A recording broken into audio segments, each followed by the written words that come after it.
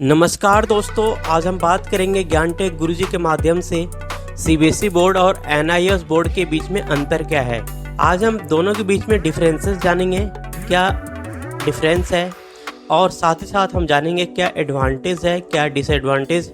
अगर आप CBSE board के बच्चे हैं तो आपके लिए क्या फ़ायदे हैं, अगर आप एनआईएस बोर्ड के बच्चे हैं, ओपन स्कूल के बच्चे हैं तो आपके लिए क्या फ़ायदे हैं और क्या डिसएडवांटेज है। आप सबसे रिक्वेस्ट है फ्रेंड्स, इस वीडियो को अंत तक बिल्कुल लास्ट तक जरूर देखिएगा, तभी पूरा कॉन्सेप्ट क्लियर होगा। आज हम इस टॉपिक पर पूरा विश्लेषण करने वाले हैं और पूरा गहराई से जानेंगे फ्रेंड्स।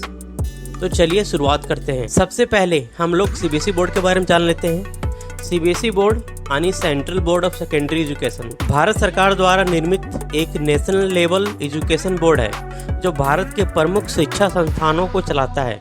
सीबीएसई बोर्ड एक मात्र बोर्ड है जो नेशनल लेवल पर सभी पब्लिक और प्राइवेट स्कूलों को संचालित करता है फ्रेंड्स। यह बोर्ड भारत सरकार द्वारा नियंत्रित किया जाता है, भारत सरकार द्वारा देखरेख, भारत सरकार द्वारा चलाया जाता है सीबीएसई बोर्ड। सीबीएसई सभी केंद्रीय विद्यालयों, जैसे कि आपके शहर में, आपके डिस्ट्रिक्ट में जो केंद्रीय विद्यालय होते हैं ना, केबी जिसको बोलते हैं, केबी स्कूल, और जवाहर नवोदय विद्यालय जो भी गवर्नमेंट के अंडर हैं, इन सब में सीबीएसई पाठ्यक्रम होते हैं फ्रेंड्स। सीबीएसई के पाठ्यक्रम हैं, चाहे सीबीएसई हिंदी हो या सीबीएसई इंग्लिश, दो पाठ्यक्रम पर सीबीएसई बेसिकली फोकस करती है, हिंदी लैंग्वेज और इंग्लिश लैंग्वेज पर। बेसिकली दोनों ही लैंग्वेज है सीबीएसई के अंदर।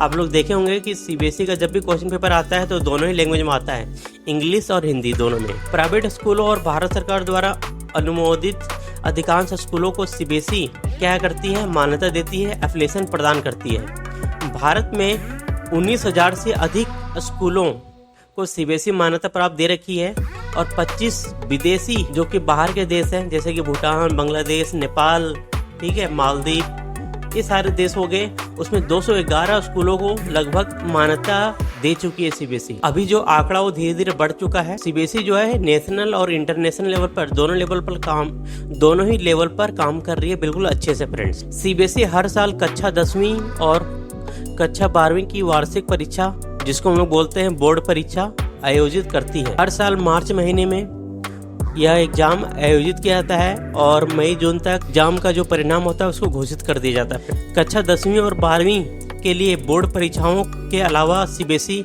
जेईई मेंस को भी आयोजित करता है।